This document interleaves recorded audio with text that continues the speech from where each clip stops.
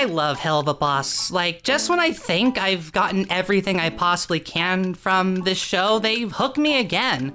This latest episode, Apology Tour, has such a bizarre ideology that I'm sorry. I have to talk about it right now. Like, I don't know if I'm like a sadist or a masochist, maybe a combination of both.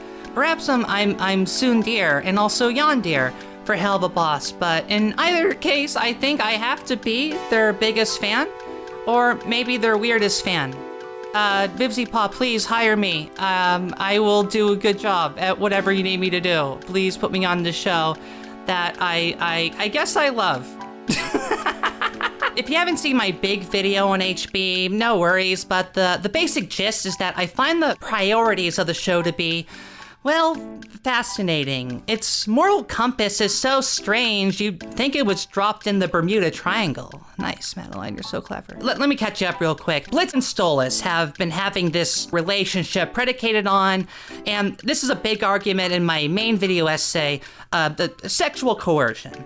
I would also use sexual assault and the R word as well. I think that's very justifiable. Stolas recognizes that this is kind of wrong and decides to let Blitz out of the contract because he actually loves him, but Blitz can't take it and starts pushing sex really hard on him. Blitz points out Stolas' status and how royalty is shitty, which, you know, that's all true, by the way. And this strange thing happens where the bad guy shifts from Stolas, the person who was sexually coercing Blitz, to Blitz himself for being a dick to Stolas? Cut to this episode where Blitz breaks into Stolas' home and tries really, really hard to have sex with him. Like, Blitz is coming on strong here. He sent him like multiple texts and is talking dirty and just really wants to sleep with Stolas, like so badly. The effect, I believe, is to show that Blitz is in the wrong and Stolas is in the right. His sexual promiscuity is presented as a negative. Stolas says no, and no means no. Blitz is depicted as a heartless harlot, and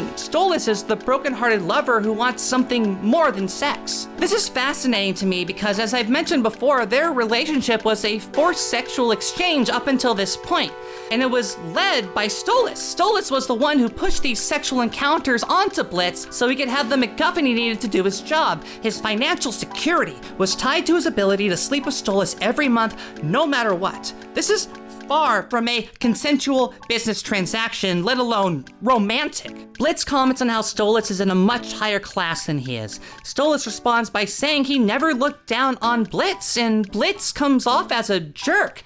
You get off to getting plowed by people you look down on. I don't look down on you. How many times do I? When have I ever? But, you know, he's also right. Stolas is in the upper limits of society. Whether or not Stolas is one of the good ones who doesn't look down on imps like Blitz is irrelevant.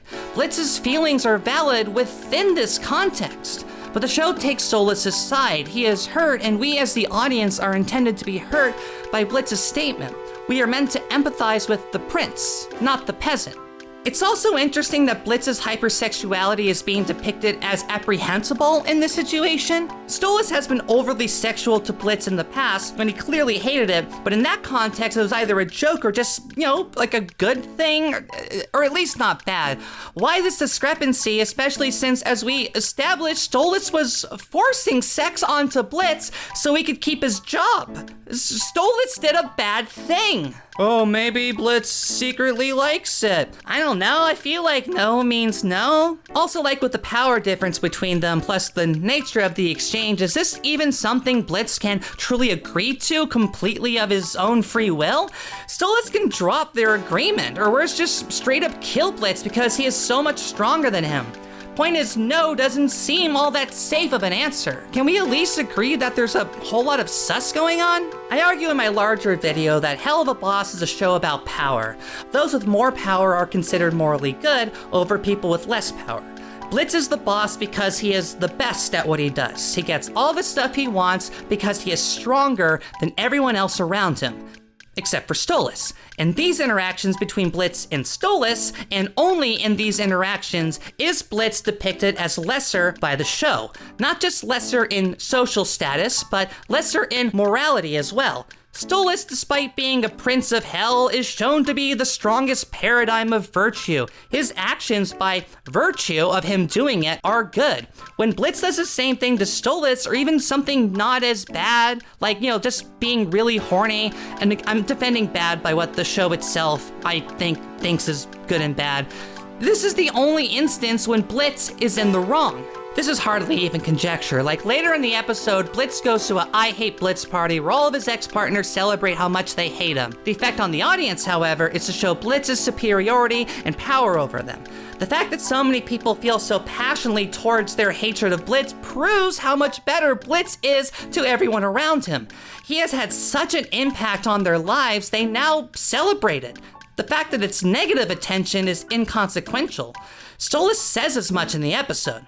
There is a crowd full of people here who cared so much, they throw an entire fucking party about hating you every year. Blitz here is the center of the world. He is the most important, the most right. He is the character we should be paying attention to at all times. Even being in a relationship with him is such a gloriously sublime act that it tarnishes your mind for the rest of your life. Blitz, years after breaking up with all of them, still has emotional control over them. But it's only really bad, it's only not a joke when Stolas is involved, because Stolas is a prince and his feelings matter more. Before I go, I want to talk about Helluva Boss's strange relationship with promiscuity. HB loves to boast how queer it is and how kink and fetish friendly it is, but the reality paints a much different picture. I argue that Helluva Boss depicts being sexually active as bad. While it's true there are a lot of queer relationships in the show, the most happy and healthy are the ones that are traditionally monogamous. Even more so, the relationships that start out in any kind of deviant way evolve into loving, conservative pairings. The ultimate goal of being with someone in Helluva Boss, it seems, is to settle down. Veronica, Blitz's ex, says she was humiliated when she said she loved him and he ran away from her. The thing is, though, Veronica is a succubus. What does love mean to her? Having lots of sex with different people is kind of her thing. Heck, it's her job. How would the show depict this relationship if it worked out? There is no suggestion that love can lead to open relationships in Helluva Boss.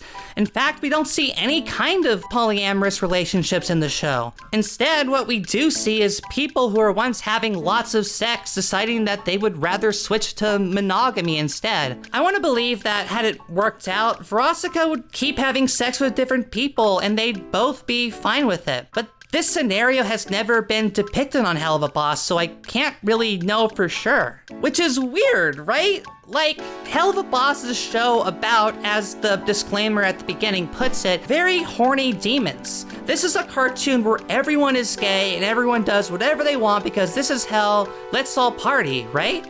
But being horny seems to be bad in the show. Think about Blitz's character arc. He starts as an asshole that makes fun of everyone and gets all he wants and is proven right all the time. He also really wants to have sex with everyone and everything, and it's played for laughs. Blitz says this line, which sums up his character in a very tongue-in-cheek way. You want me to be like, oh, sorry, this entire time I assumed the worst because I was convinced a prince could never love someone like me, and I've let my self-hatred stop me from apologizing to anyone I could never care about. The assumption is that this line is directly what his problem is. He hates himself. But why does he hate himself? Or rather, what does the show say is the reason he hates himself? According to Helluva Boss, Blitz's self-hatred comes from his inability to love others because he cannot love himself. The way Blitz expresses his self-loathing is through random sex. Therefore, what Blitz needs to do is to settle down with a partner like Stolas, therefore ending the random sex. It's like, instead of sex before marriage being bad, it's sex before relationship is bad. Love should come before sex is the point. This is an incredibly conservative message to put into an explicitly queer program, but it also explains so much about Helluva Boss. We don't see Moxie and Millie have sex. We see them sing love songs to each other, and they're depicted as the healthiest couple on the show. It's like, you can be queer as long as you're not a deviant about it. You can be gay, but only in a heteronormative way. It's why sex is a joke in Helluva Boss. To the show, sex is silly and childish, and it's certainly not a good thing. In the episode before this one, the show jokes about sex toys for like 10 minutes. The inherent comedy is that sex toys are funny, especially the crazy big ones. I've always thought jokes like this in Helluva Boss served as a sort of progressive version of the far right, oh man, they're gonna be so offended by this punchline, but instead the imagined person is a prude instead of a quote-unquote snowflake. I still believe that, but now I also think there's an othering effect happening as well. We are not just laughing at the people who think sex toys are gross, we are laughing at the sex toys themselves. Look how ridiculous these all are. Sex toys sure are weird. Can you imagine someone actually using these things? If the joke is being in a sex shop, then the sex shop is the joke. That's the thing being made fun of. But why? Isn't this supposed to be a woke show? You know, the awesome super gay fun time scare the Republicans happy hour? And yet it doesn't really accept deviancy. Sex isn't a good thing in Helluva Boss. Love is a good thing. And not just any love, traditional love. Dare I say it, Christian love. Marriage, or the equivalent. Monogamy, soulmates. If you aren't queer in this way, you will either change to be the way the show wants, or you'll become a villain. I mean, heck, does Helluva Boss even like sex? There's a scene from Boondock Saints, a truly despicable movie that I think about a lot. What are you doing? I just wanted to cuddle. Cuddle. What a fag. It shows the machismo inherent to the film's ideology. Men can be gay as long as they aren't feminine about it. Don't upset the norms of society. And I think, in its own way, this is what Helluva Boss is all about. It's okay to be gay, but don't be a faggot.